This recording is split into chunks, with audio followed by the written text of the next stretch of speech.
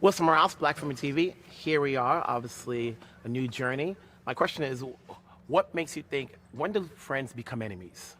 Ooh, Is it more about jealousy or envy? interesting. I never even thought about how much of a difference they have. Right. But I would say, well, what is the difference between jealous and envy? You can envy somebody, but not wanting the same thing. Oh, And jealousy is wanting the same thing. Yeah, can they be both? they Right. can. I think there's if you both define happening. it, I can say I envy you, but I don't want your career. Right. I think you're saying which one is the moves friendship to enemy? I think either one, but jealousy for sure. I think there's a little bit of both, but I think there's also a naivete and a lack of understanding of a sense of self happening in order for someone to want to acquire someone else's thing or gift or opportunity. And but that comes with age and living life and in growing and experiencing things and learning how to love and appreciate and loving yourself better. But that's what's so cool about this movie. It's a little coming of age story for kids. Harry, got anything to say? No, I think that was very articulate and eloquent. Yeah. Yes.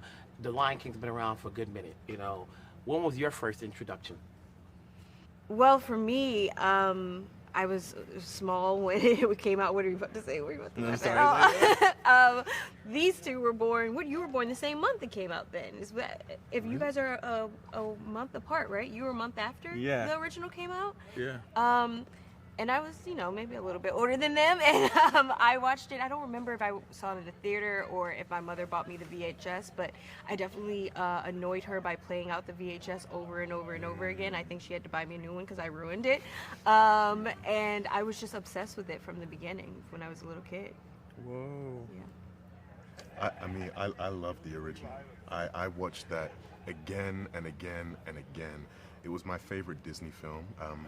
And I said before, I think part of the reason it was my favorite Disney film is because at that age, it was one of the first films I had engaged with where I felt seen, and I felt heard, and I felt understood. And of course, I was very young, so this is all subconsciously, not consciously having these thoughts, but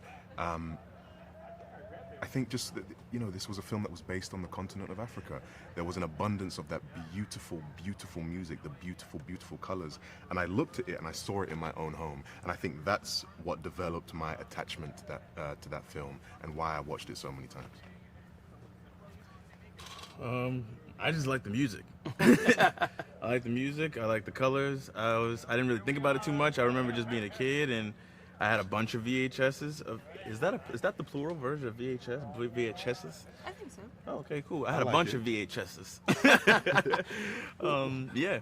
What was the experience of just being, voicing these characters? Did you practice it at home before you went into the studio? Did you work on your voice? I definitely practiced a little bit at home. I'm so glad you see me.